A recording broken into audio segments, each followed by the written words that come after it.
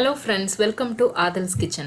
சப்பாத்தி, நான், ரொட்டி இது எல்லாத்துக்கும் செம்ம காம்பினேஷனான பாலக் பன்னீர் கிரேவி எப்படி பண்ணலாம் அப்படிங்கிறதாங்க இன்றைக்கி நம்ம பார்க்க போகிறோம். வாங்க வீடியோக்குள்ளே போகலாம். பாலக் பன்னீர் பண்ணுறதுக்கு தேவையான பொருட்கள்லாம் என்னென்னு பார்க்கலாம் வாங்க. இதில் வந்து பெரிய வெங்காயம், ஒரு 3 பெரிய வெங்காயம் வந்து இந்த மாதிரி நறுக்கி வச்சிருக்கிறேங்க. ஏன்னா நம்ம வதக்கி தான் அரைக்க போகிறோம், அதனால் நான் பெருசாக கட் பண்ணியிருக்கேன். தக்காளி வந்து பார்த்தீங்கன்னா 2 மீடியம் சைஸ் தக்காளியை வந்து பொடி பொடியாக நறுக்கி வச்சிருக்கேன். பூண்டு வந்து பார்த்தீங்கன்னா என்னது வந்து இன்னைக்கு சின்ன பல்லாக இருந்ததுனால ஒரு 10 பல் அளவுக்கு நான் பூண்டு எடுத்திருக்கேன்.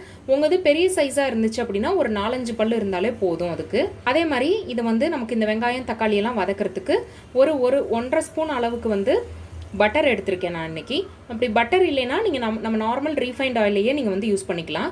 இதில் வந்து பார்த்தீங்கன்னா 2 கிராம்பு, ஒரு துண்டு பட்டை, ஒரு 1/2 ஸ்பூன் மட்டும் சீரகம் எடுத்திருக்கேன். அதே மாதிரியே 2 பச்சை மிளகாய் எடுத்திருக்கேன். இஞ்சி வந்து பார்த்தீங்கன்னா ஒரு சின்ன துண்டு, இந்த அளவுக்கு இருக்கிற துண்டை வந்து நறுக்கி வச்சிருக்கேன். இப்போ இது எல்லாத்தையும் வந்து நாம் இப்போ வதக்கி அரைச்சிடலாம். ஒரு கைப்பிடி அளவு பாலக்கீரையை க்ளீன் பண்ணிட்டு கடாயில் தண்ணி ஊற்றி வேக வச்சிருக்கிறேங்க. இன்றைக்கி நான் வந்து 200 கிராம் பன்னீர் எடுத்துருக்கிறேன். பன்னீரை வந்து இந்த மாதிரி க்யூபாக கட் பண்ணி எடுத்து வச்சுருக்கிறேங்க. இப்போ எப்படி பண்ணலாங்கிறத பார்க்கலாம் வாங்க. இந்த மாதிரி கடாய் வச்சுக்கோங்க. கடாய் வந்து நல்லா சூடேறிடுச்சு. இப்போ நான் வந்து பட்டர் ஆட் பண்ணிக்கலாம். பட்டர் நல்லா உருகுனதுக்கு அப்புறமா நம்ம வெங்காயம் தக்காளி எல்லாத்தையும் ஒவ்வொன்றா சேர்த்து ஃப்ரை பண்ணி எடுத்துக்கலாம். இப்போ பட்டர் நல்லா உருகிருச்சுங்க. இதில் நம்ம எடுத்து வச்சுருக்கிற சீரகம், கிராம்பு, பட்டை இதை சேர்த்துடலாம். சீரகம், கிராம்பு, பட்டை எல்லாம் லைட்டாக பொரிஞ்சதுக்கப்புறமா இஞ்சி பூண்டை சேர்த்துடலாம். பச்சை மிளகாய் சேர்த்துக்கலாம். நம்ம கட் பண்ணி வச்சுருக்கிற வெங்காயத்தை சேர்த்துக்கலாம். வெங்காயம் பாதி வதங்கினதுக்கு அப்புறமா நம்ம தக்காளி சேர்த்துக்கலாங்க. இப்போ இந்த பட்டரில் இந்த இன்க்ரீடியன்ஸ் எல்லாம் போட்டு வதக்கும் போதே நமக்கு அந்த பாலக் பன்னீரோட அந்த கிரேவி ஸ்மெல்லு வந்து சூப்பராக வருதுங்க. நமக்கு இதை ஆயிலையும் ஃப்ரை பண்ணலாம், பட் பட்டரில் ஃப்ரை பண்ணிங்கன்னா இன்னும் நம்ம உங்களுக்கு வந்து பார்த்திங்கன்னா அந்த ஃப்ளேவர் எல்லாமே வந்து இன்னும் நல்லா தூக்கி கொடுக்கும். அதனால தான் இன்றைக்கி நான் பட்டர் ஆட் பண்ணியிருக்கிறேன். அப்படி இல்லைன்னா நீங்கள் ரீஃபைண்ட் ஆயிலே யூஸ் பண்ணிக்கலாம், ஒன்றும் பிரச்சனை இல்லை. இப்போது வெங்காயம் வந்து பாதி வதங்கிருச்சுங்க. இப்போ நம்ம கட் பண்ணி வச்சுருக்கிற தக்காளியை சேர்த்துக்கலாம். இப்போ வெங்காயம் தக்காளி நல்லா வதங்குறதுக்கு கொஞ்சமாக உப்பு சேர்த்துக்கிறேன். பார்த்திங்கன்னா தெரியும், நல்லா நமக்கு வந்து வெங்காயம் தக்காளி எல்லாம் நல்லா வதங்கி வந்துருச்சுங்க. அதோட பச்சை ஸ்மெல்லும் போயிடுச்சு. இப்போ ஸ்டவ்வை ஆஃப் பண்ணிவிட்டு நம்ம வந்து இதை ஆற வச்சு மிக்சியில் அரைச்சி எடுத்துக்கலாம். இப்போது பாலக் பன்னீருக்கு தேவையான கிரேவி வந்து இப்போ நம்ம வந்து அரைச்சிடலாங்க. இப்போ வந்து வேக வச்சு வச்சுருக்கிற இந்த பாலக் கீரையை வந்து இதில் சேர்த்துக்கலாம். இந்த வேக வச்ச இந்த தண்ணியை வந்து நம்ம இதை அரைக்கும் போதும் யூஸ் பண்ணிக்கலாம், இல்லைன்னா நம்ம மறுபடியும் நம்ம கொதிக்க விடும் போதும் யூஸ் பண்ணிக்கலாம். இதை வேஸ்ட் பண்ண வேண்டாம்.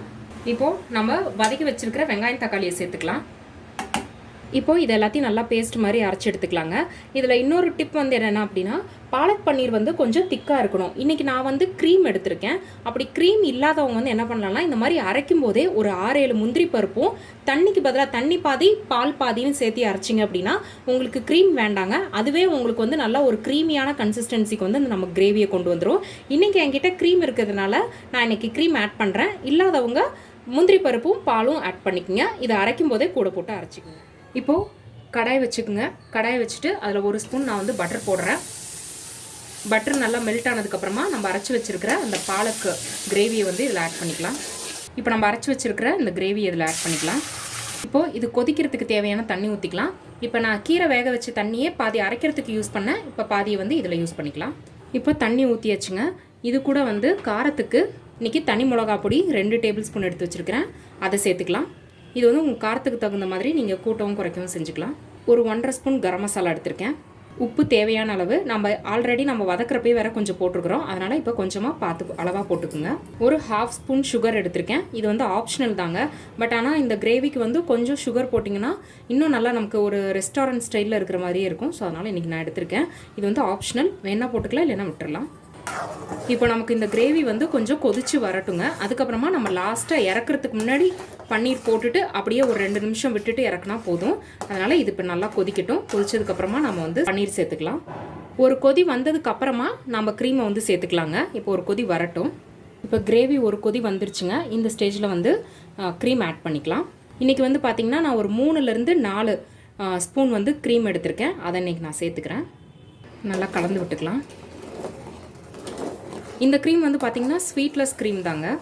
இப்போ பாருங்கள், க்ரீம் ஊற்றினோடனே நல்லா டார்க் க்ரீனாக இருந்தது, கொஞ்சம் அப்படியே லைட்டாக சேஞ்ச் ஆகிருக்குது. இதை ஊற்றினோடனே அதுக்கப்புறம் அப்படியே திக்காக ஆரம்பிச்சிருச்சு. நல்லா கொதிக்கட்டும். இப்போ கிரேவி ரெடி ஆகிடுச்சுங்க. பன்னீர் சேர்த்துக்கலாம். உங்களுக்கு வந்து கிரேவி இன்னும் திக்காக வேணும்னு நீங்கள் ஃபீல் பண்ணிங்கன்னா இன்னும் நீங்கள் வந்து நல்லா கொஞ்சம் தண்ணி கம்மியாக வச்சு நீங்கள் இது பண்ணிக்கலாம். எனக்கு இன்றைக்கி கொஞ்சம் கிரேவி வேணுங்கிறதுனால ஒரு செமி கிரேவியாக எடுத்திருக்கேன். நான் ரொம்ப திக்காக எடுக்காமல் கொஞ்சம் செமி கிரேவியாக எடுத்திருக்கேன். உங்களுக்கு வேணும்னா நீங்கள் வந்து இன்னும் கொஞ்சம் நேரம் இன்னும் ஒரு 5 நிமிஷம் கொதிக்க விட்டிங்கன்னா நல்லா சுண்டி வந்துடும். இந்த பாலக் பன்னீர் வந்து பார்த்திங்கன்னா இது வந்து திக்காக தாங்க இருக்கணும் இந்த கிரேவி. இன்றைக்கி நான் வந்து எனக்கு கொஞ்சம் குவான்டிட்டி வேணுங்கிறதுனால ஒரு செமி கிரேவியாக நான் இன்றைக்கி எடுத்திருக்கேன். நீங்கள் பண்ணும்போது நீங்கள் திக்காக எடுத்துக்குங்க. நீங்கள் பன்னீர் போட்டுட்டு ஒரு 2லேருந்து 3 நிமிஷம் ஆனதுக்கப்புறமா இறக்கிடலாம். இப்போது நம்ம பாலக் பன்னீர் ரெடி ஆயிடுச்சுங்க. ஸ்டவ் ஆஃப் பண்ணிடலாம். நல்ல க்ரீமியான பாலக் பன்னீர் சூப்பராக ரெடி ஆயிடுச்சுங்க. இதை கண்டிப்பாக எல்லாரும் வீட்டில் ட்ரை பண்ணி பாருங்கள். ட்ரை பண்ணி பார்த்துட்டு எப்படி இருக்குது அப்படிங்கிறத வந்து கமெண்ட் பாக்ஸில் சொல்லுங்கள்.